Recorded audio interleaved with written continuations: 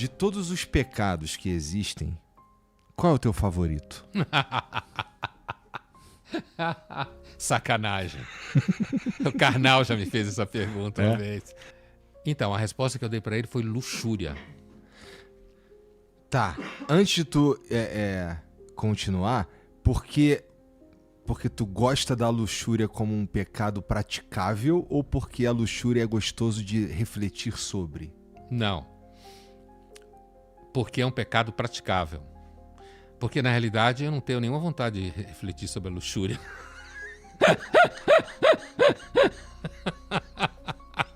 Zero vontade.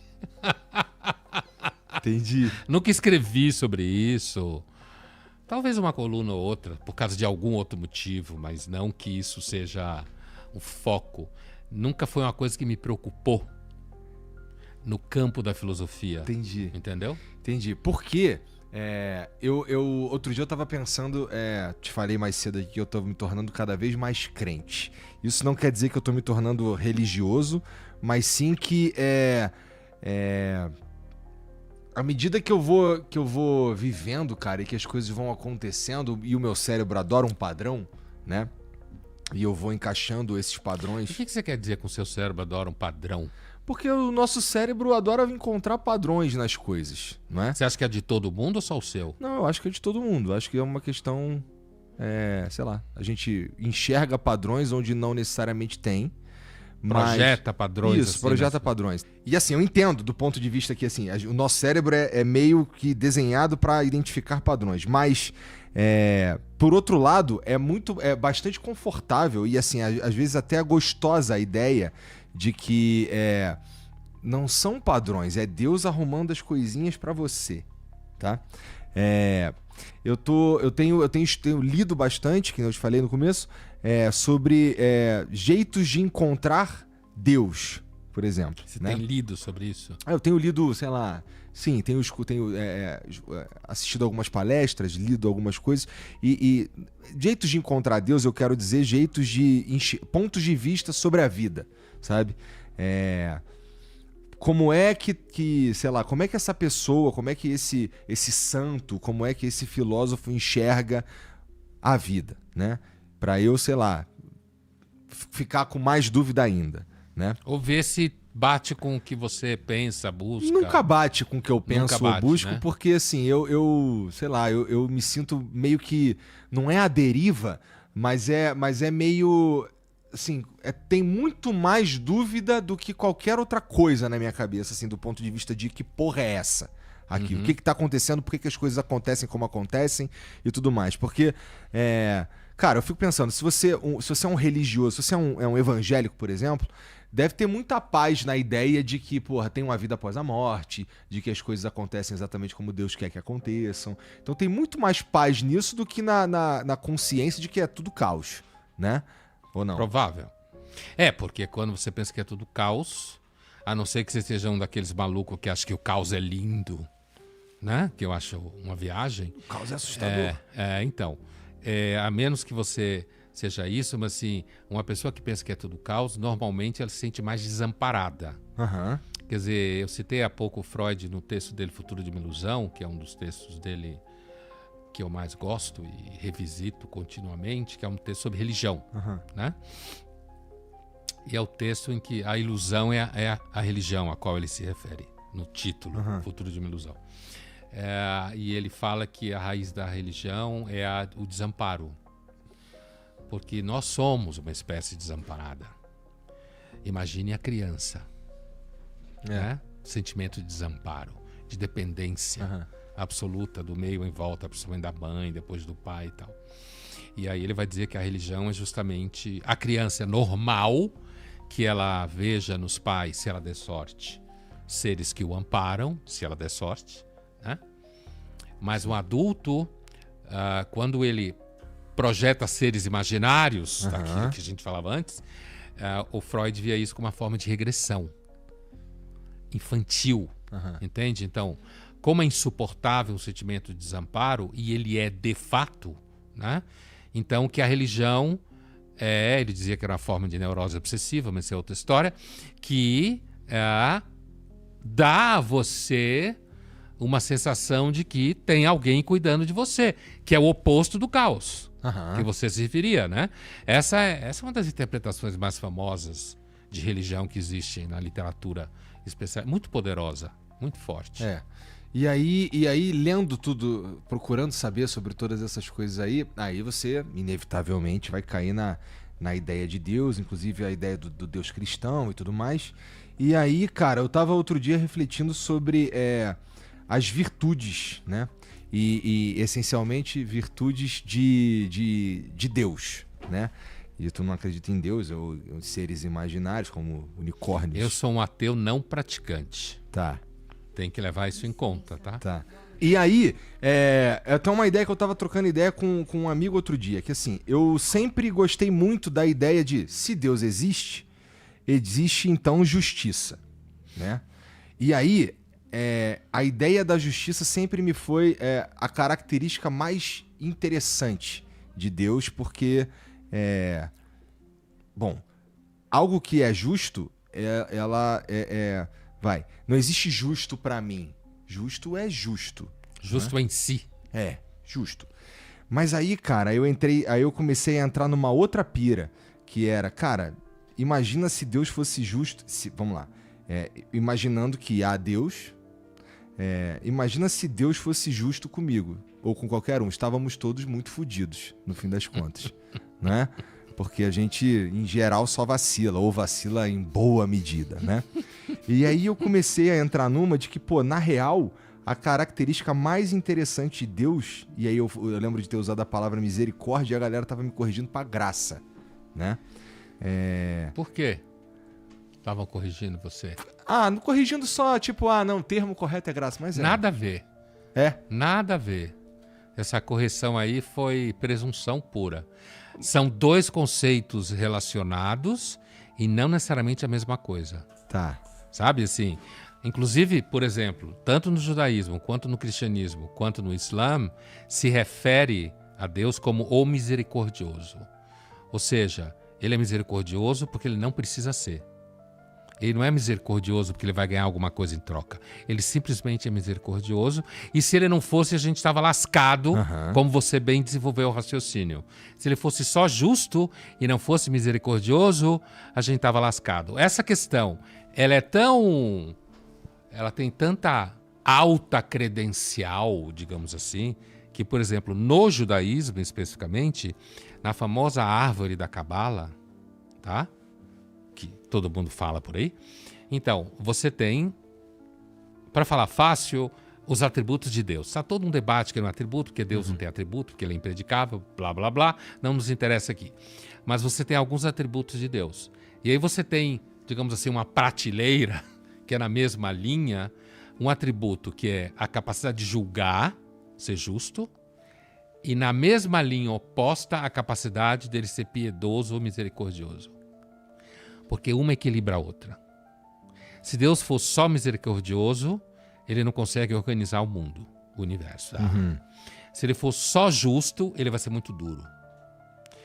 Portanto, ele precisa ter capacidade de julgar justamente, supostamente ele é o mais justo de todos, e a capacidade de ser misericordioso, porque se ele for só justo, a gente está lascado, como você bem disse. Certo? Graça é um outro conceito que nasce num outro ambiente, que é a forma que Deus se manifesta no mundo livremente. Então eu posso entender que a misericórdia é uma graça, mas nem toda graça é misericórdia.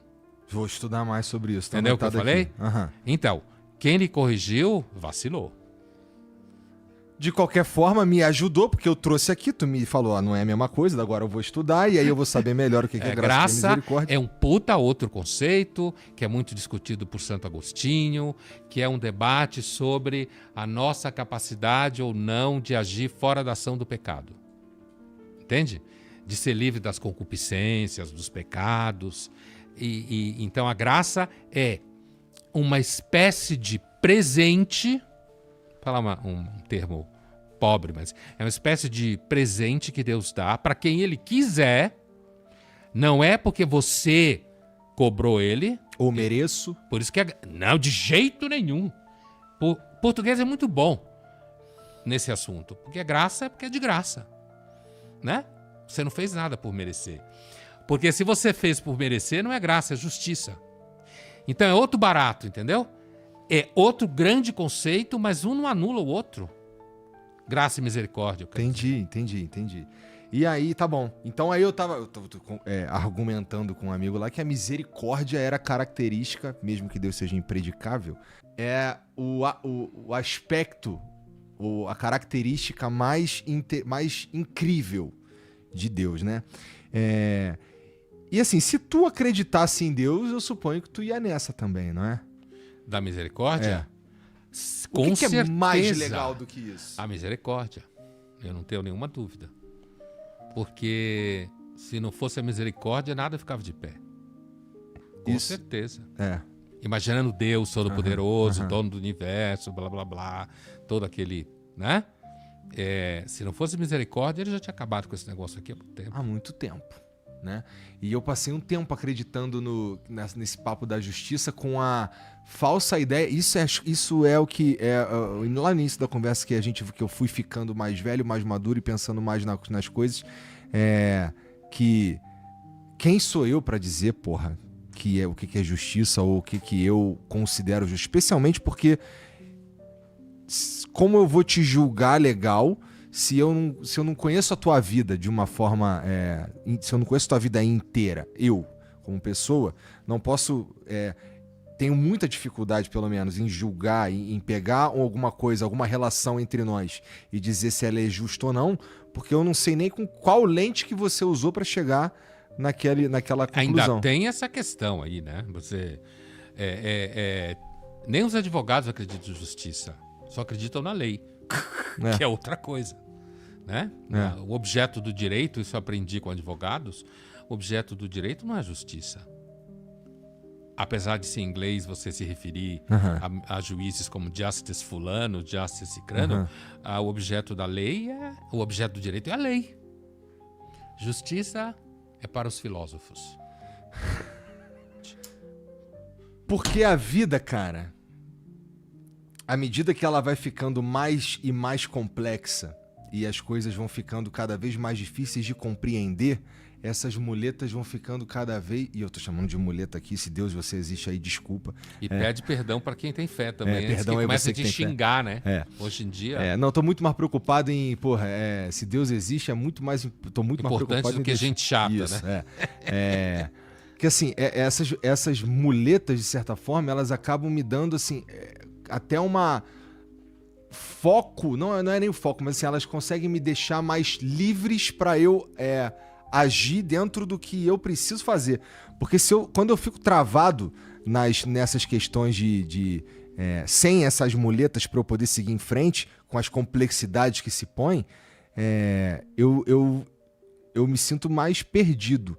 Então eu tô me tornando mais crente porque me parece mais fácil. Do que você está se tornando crente? Em Deus? No Deus bíblico? Não. É que eu, vou com medo de errar, vou falar num Deus mais parecido com o que Spinoza descrevia. Sei. Entendeu? Um Deus mais filosófico. Assim, mas sem certeza de porra nenhuma também, porque vai que é o Deus bíblico.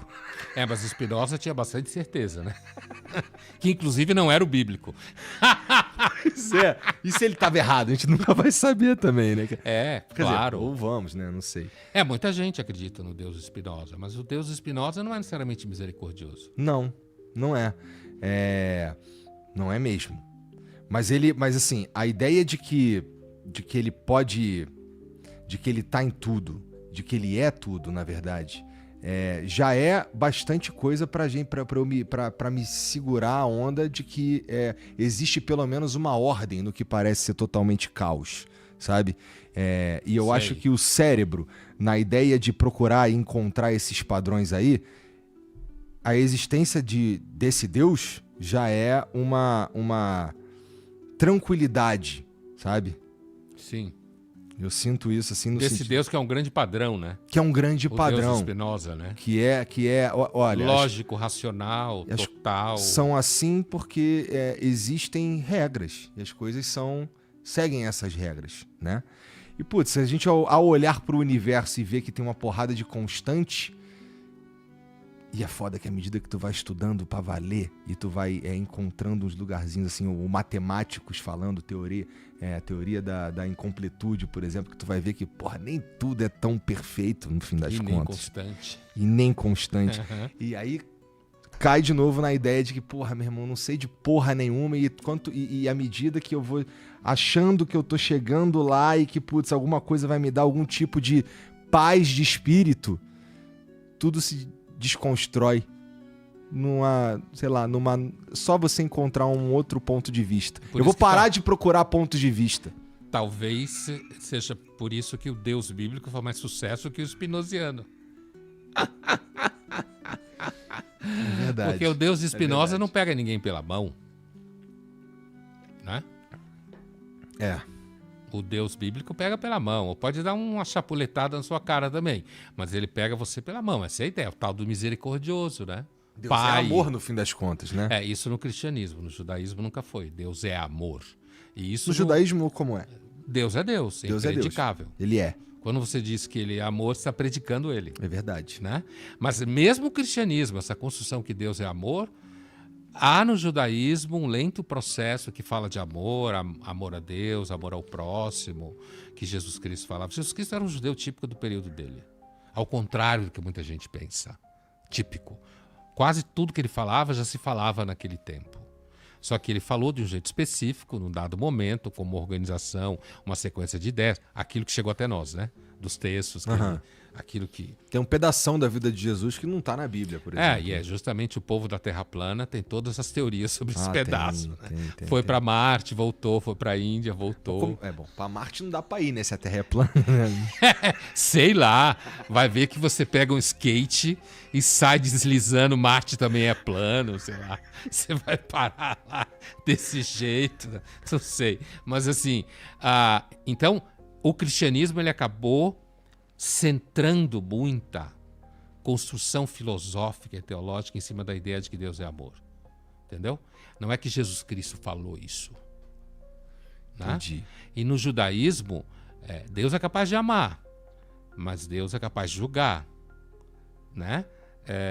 No judaísmo, antes de tudo, fale com Deus com temor e tremor. Porque ele não é seu buddy. Ele é o dono do universo, é o criador do universo. Ele pode tudo, não precisa de você. Entende? Então, é meio parecido com o Deus do Kierkegaard, Esse o filósofo. Né? Kierkegaard, ele tem muito encanto por essa imagem desse Deus do cavaleiro da fé, como eles chamam Abraão, né? O patriarca dos três monoteísmos. Mas assim, de qualquer jeito, independente de qual é a origem da ideia de que Deus é amor e não é amor e tal, no cristianismo, tem um livro especificamente em português, se isso te interessa, chamado Jesus. O nome do livro é Jesus. É isso, Jesus. Bom, vou precisar saber quem escreveu, senão eu vou lhe dizer. Um cara chamado David Flusser. David com D mudo, né, no final. F-L-U, trema no U, S-S-E-R. Só faltou o trema. Nascido em Viena, morto já. Ele, no período do Império Austro-Húngaro, inclusive. Mas, assim, ele viveu grande parte da vida dele em Jerusalém e foi professor da Universidade Hebraica em Jerusalém. E ele porque a gente continua lendo ele, continua existindo, ele é especialista em judaísmo do período do Segundo Templo, que é o período que Jesus viveu, né? E nas origens do cristianismo, que historicamente é o mesmo período, tá ali, né? Um pouco antes de Jesus existir, um pouco depois dele existir, ao redor do Segundo Templo. E nesse livro Jesus, ele é um livro de estudo do Jesus histórico, né? Tá. Quem foi a figura, né? E ele tem alguns capítulos onde ele vai analisando certas características do discurso de Jesus. a partir dos textos que a gente tem, principalmente dos evangelhos, principalmente os sinóticos, né? Lucas, Mateus e Marcos, pouco João. E tem um capítulo inteiro dedicado ao que Jesus pensava do amor. Exatamente isso. O amor também é um puta tema forte mesmo, né? Só se a gente for pensar em... e aqui, sei lá, entre aspas, tipos de amor, tem o quê? Uns 4? Então, esse amor que Jesus falava, que depois virou a ideia de que Deus é amor. Uhum. O que é que Jesus chamava de amor? Quem eram os outros judeus da época dele que estavam falando coisas semelhantes a ele? Ou seja, isso era um discurso no sentido de que era um tema, Uhum. Era um tema que circulava entre os judeus no período do Segundo Templo. E Jesus está dentro desse tema, entre outros temas, né? Ele está discutindo o amor, então ele está ressaltando o que a sabedoria antiga dos judeus e da Bíblia e de comentários sobre a Bíblia falava sobre amor. Inclusive a grande discussão sobre ama o próximo como a ti mesmo, que é uma ideia judaica, que vem antes de Jesus, né? Mas que Jesus dá um puta tapa nisso aí. Tapa no sentido que ele fala, pensa, reflete, diz, né? E o cristianismo depois vai refletir muito sobre isso e tal. Então esse puta livro. É livro scholar, tá? Acadêmico. Uhum. Mas o cara escreve muito bem. Que é o Jesus. Jesus, assim, é um cara, assim, é uma figura muito interessante mesmo pra ler, pra procurar saber sobre, e muito inspirador, né? Com certeza, assim, do ponto de vista até pro cara que não é muito... Pro cara que é ateu, eu suponho, né? Bom, assim, eu não sei dizer o que... São muitos historiadores que já estudaram Jesus histórico. Foi desde o século XIX essa tradição, né? Uhum. O primeiro livro que bombou foi o Jesus histórico de um francês chamado Renan. Já tinham escrito antes dele, inclusive um cara chamado Bauer, para dizer que ele não existiu. O Renan não está dizendo que ele não existe, mas tenta analisá-lo historicamente, e de lá para cá tem toda uma tradição, né? E grande parte dessas pessoas são ateus. São historiadores, querendo entender um puta de um personagem importante, que nem Napoleão, César. Sim, entendeu? faz todo sentido. Querendo entender o que é o cara que dividiu o calendário, que tem a religião maior numericamente. Daqui a pouco perde para o Islã, mas é uma religião gigantesca no mundo. Que fundou, que é a base da nossa sociedade, de uma forma geral. Ocidental, né? Que influenciou a ética, o direito. Não precisa...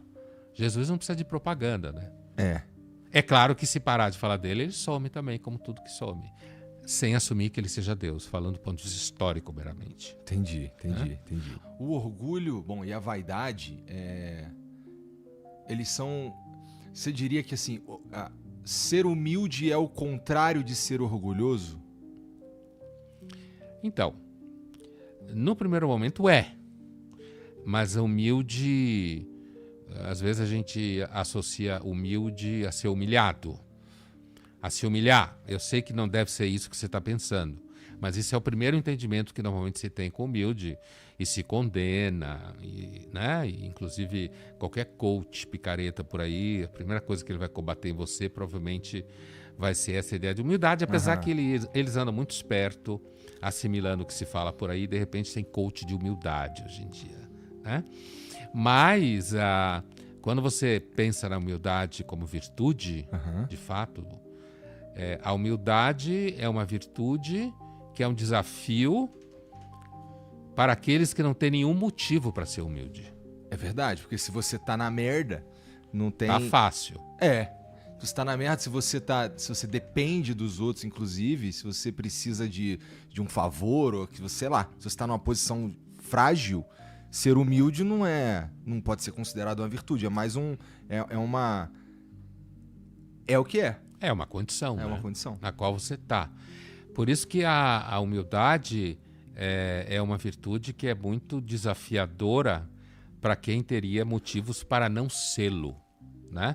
As virtudes normalmente têm essa característica, elas crescem em terreno hostil, né? Elas aparecem em terreno hostil. Por isso que não tem virtude teórica, só prática. Não existe ética teórica, só prática. Isso já dizia o grande Aristóteles. Né? Ética é uma ciência da prática. Sempre. Nenhuma virtude sustenta em teoria. Você não conhece ninguém que seja honesto teoricamente. Ou corajoso teoricamente. Só na prática. Na Bíblia, a ideia de virtude, ela é Deus espera a virtude dos seres, virtude da humildade dos seres humanos, no sentido de que não se achem melhores do que o próprio Deus. Mas não no sentido que Deus precisa que você seja humilde. Porque o personagem Deus pressupõe a ideia que ele não precisa de nada. Então ele é incondicionado, como se diz em filosofia, incausado, né? Mas porque ser humilde ajuda a você mesmo, a você perceber que, a rigor, o ser humano, nós todos deviam ser humildes porque a gente está fudido. A rigor está todo mundo numa condição de humildade obrigatória, se você pensar em termos ontológicos, como se fala em filosofia, né? Agora, se a humildade é o oposto da vaidade, ela é em grande medida, sim. Porque a vaidade é uma forma de ego inflado, né? É uma forma de negação do vazio, negação da irrelevância.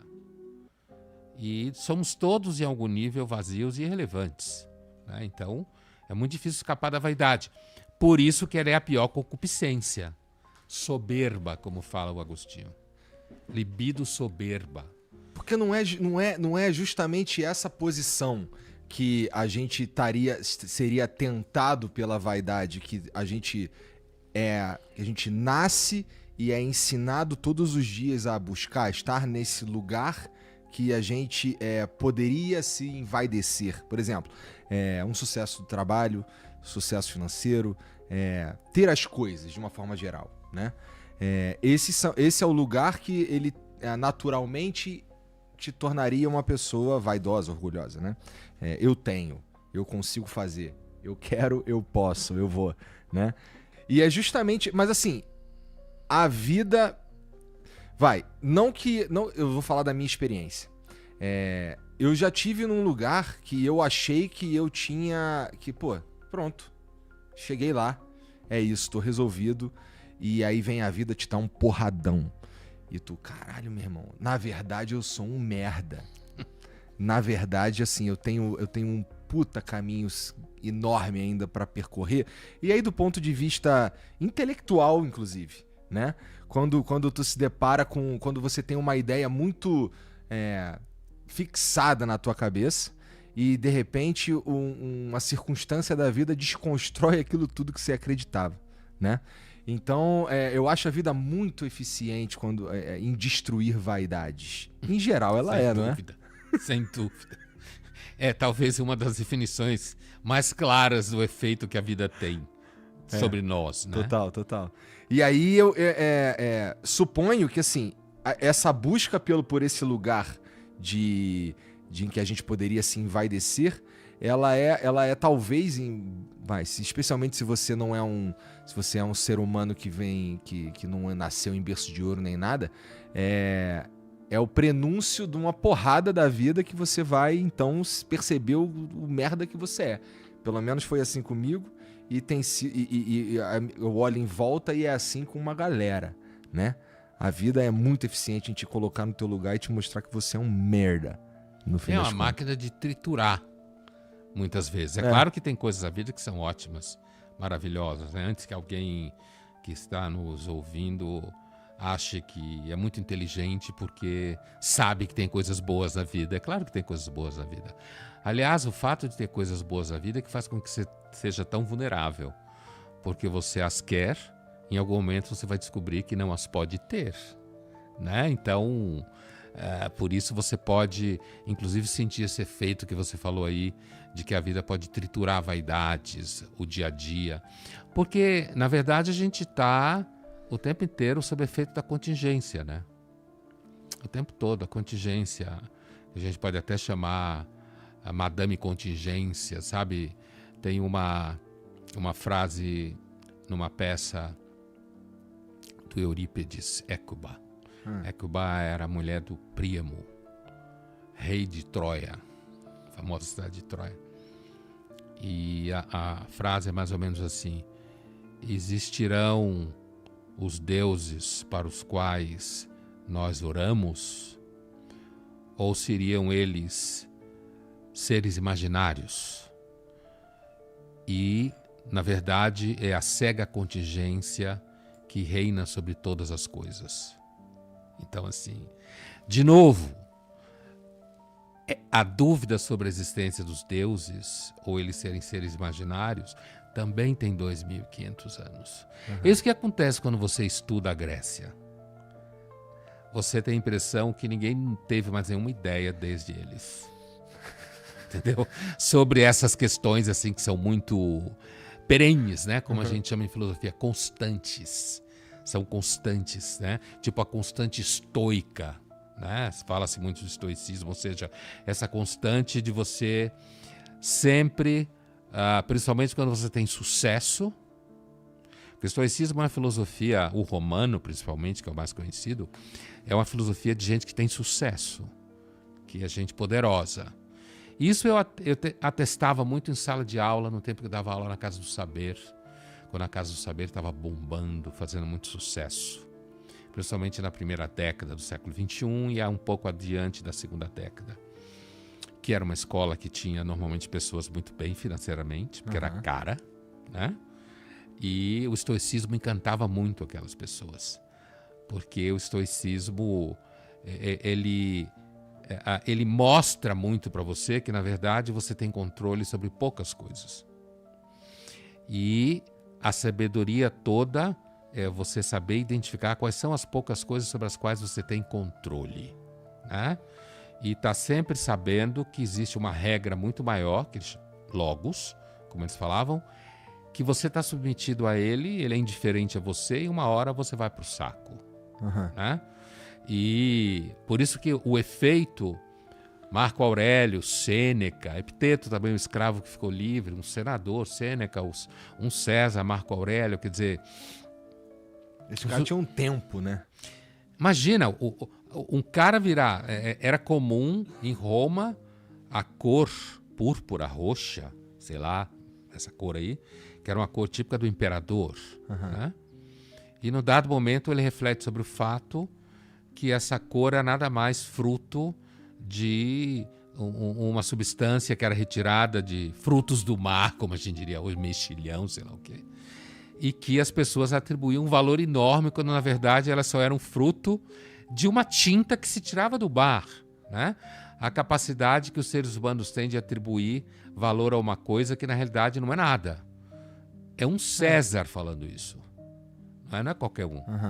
É alguém que estava no topo do maior império que se conhecia entre Europa, Médio Oriente e Norte da África. Né? E até hoje o império que mais durou na história do Ocidente, pelo menos. Né? Foi o Império de Roma.